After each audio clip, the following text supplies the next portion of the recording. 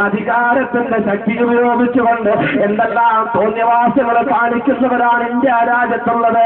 തമിഴ്നാട്ടിലേക്ക് നീങ്ങുമ്പോൾ, ബാംഗ്ലൂരിലേക്ക് നീങ്ങുമ്പോൾ, കേരളത്തിലേക്ക് നീങ്ങുമ്പോൾ അധികാര താല്പര്യത്തിന് വേണ്ടി എല്ലാ വൃത്തികേടുകളും കാണിക്കുമ്പോ, അധികാരത്തിന് വേണ്ടി എല്ലാ മൃഗീയതകളും ഉപയോഗിക്കുമ്പോ മഹാനായ ഉമർ ഫാറൂഖ് റളിയല്ലാഹു തആല അൻഹു നീതിമാനായ ഭരണാധികാരിയാണെന്ന് ചരിത്രം രേഖപ്പെടുത്തുമ്പോ എന്റെ പ്രിയപ്പെട്ട സഹോദരന്മാരെ, ആരെല്ലാം എന്തെല്ലാം കവാത്തുകൾ നടത്തിയാൽ, ആരെല്ലാം എന്തെല്ലാം പ്രകടനം നടത്തിയാൽ, ആരെല്ലാം എന്തെല്ലാം ഹാസ്യപ്രകടനം നടത്തിയാൽ മഹാനായ ഉമർ ഫാറൂഖ് റളിയല്ലാഹു അൻഹുവിന്റെ ഭരണത്തിന്റെ ഏഴയത്തോലും വരികയില്ല.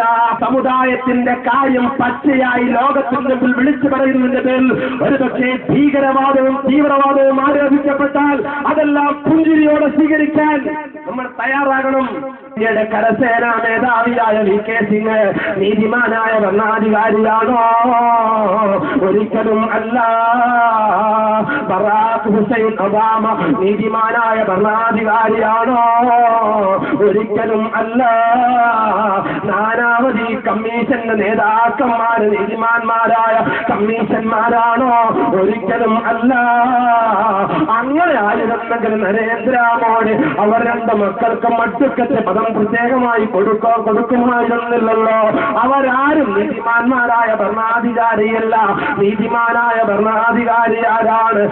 ഭീമാപ്പള്ളിയുടെ തെരുവോരങ്ങൾ പിടഞ്ഞു വീണ പാവപ്പെട്ട ഭീമാപ്പള്ളിയുടെ തെരുവോരത്തിൽ പ്രിയപ്പെട്ട മക്കളെ ോളം പേരെ ക്രൂരമായി കൊന്നുകളഞ്ഞ പോലീസുകാരെ അതിന് കുറ്റമുക്തമാക്കുന്നു എന്നുള്ള സന്ദേശമാണ് ഇപ്പോൾ നമുക്ക് കിട്ടുന്ന വാർത്ത. പ്രിയപ്പെട്ട സഹോദരന്മാരെ, ചോദിക്കാൻ ആളുകളില്ലാത്ത ഒരു കാലഘട്ടം മാറിക്കൊണ്ടിരിക്കുകയാണ്. ചാരപ്രവർത്തനം ഉപയോഗിച്ചുകൊണ്ട് സമുദായത്തിലെ മാന്യന്മാരെന്ന് പറയപ്പെടുന്ന സഹോദരന്മാരുടെ രഹസ്യങ്ങൾ ചോർത്തിയെടുത്തുകൊണ്ട് അമേരിക്കയ്ക്ക് ചാരപ്പണി ചെയ്യുന്ന കേരളത്തിന്റെ ഇന്ത്യൻ സംവിധാനമുണ്ടല്ലോ, അതേപോലെ ചെയ്യുന്ന ആളായിരുന്നില്ല മഹാനായ ഉമർ ഫാറൂഖ്.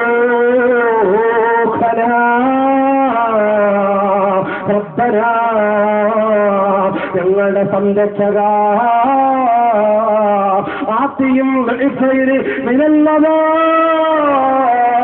ഞങ്ങൾക്ക് നൽകുന്ന ശിക്ഷയുടെ ഇരട്ടി ശിക്ഷ ഞങ്ങളുടെ മാതാപിതാക്കൾക്ക് കൊടുക്കണേ അല്ലാ.